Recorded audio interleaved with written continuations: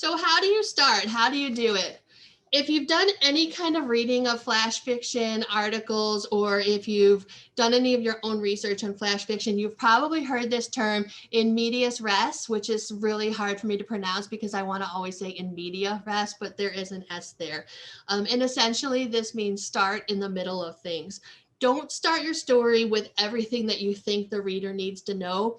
In flash fiction, you have to trust your reader to be able to figure things out, and start where things get exciting. And we'll analyze this a little bit later when we talk about opening lines, but think about it like this. You might have a story where a woman realizes that she's in danger because someone's in her house.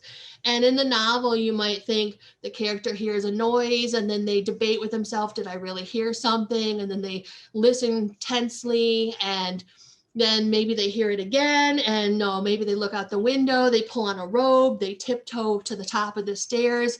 In flash fiction, all of that would be gone, and you would probably just start with there's somebody in the house. Another thing that you should consider doing when you're writing flash, especially in the beginning, is to limit yourself to maybe 1 to 3 characters. Sometimes you can bring in the ghost of another character by having someone mention a character in a way that might help develop the story. And I'm going to show you a little bit of that later on. But for the most part, when you're writing flash, just focus on something simple and immediate. Let your title do some of the work. And by that, I mean, I'm sorry, I just want to take a look at the chat here. I see that Anna Burke's ready for her next edition. Your title can do some of the heavy lifting for you.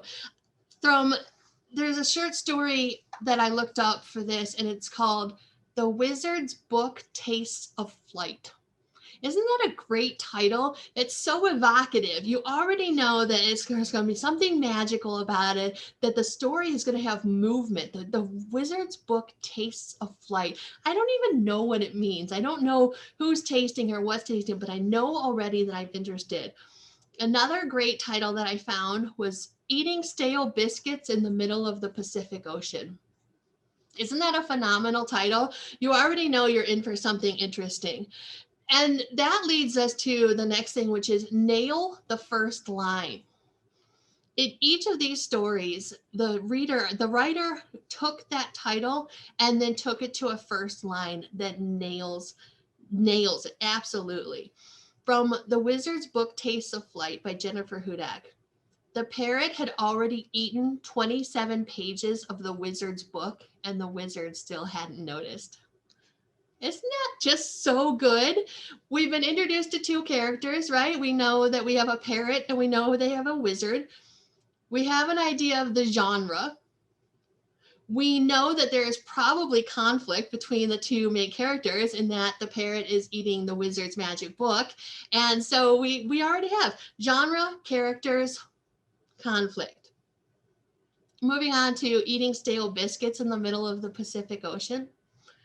When the great wave breaks over the little town, Junko is lying flat on her futon, and so it pulls her and the futon through the window and out to sea, along with a complete English tea set and a tin of biscuits that Grandma never ate. We have a main character. We have some absurdity. There is a huge action in that we have this giant wave that pulled Junko and her futon and this tea set and the biscuits that Grandma never got around to eating out into the middle of the Pacific Ocean. So we have a clear image of what's going on in the story. And that's what I mean when you say you want to nail the first line. How about this one? The last gay in the world lives in a glass cage at the Global Catastrophes Museum. You've met a character, the last gay in the world. You probably have an idea of genre because this is probably dystopian. You get a bit of setting and you're on edge because you're waiting for something awful to happen, because why else would the last gay in the world be in a cage? So the first line is automatically giving you some questions, giving you some intrigue, and giving the reader a sense of character, setting, and genre. Does all that make sense so far?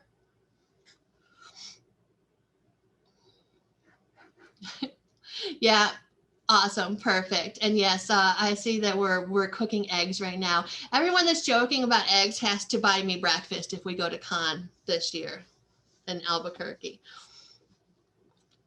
Awesome, Donna. I'm glad. I know I love these too, and I have links to all of the stories I referenced during this presentation at the end. So anything that you want to read the rest of, you'll be able to.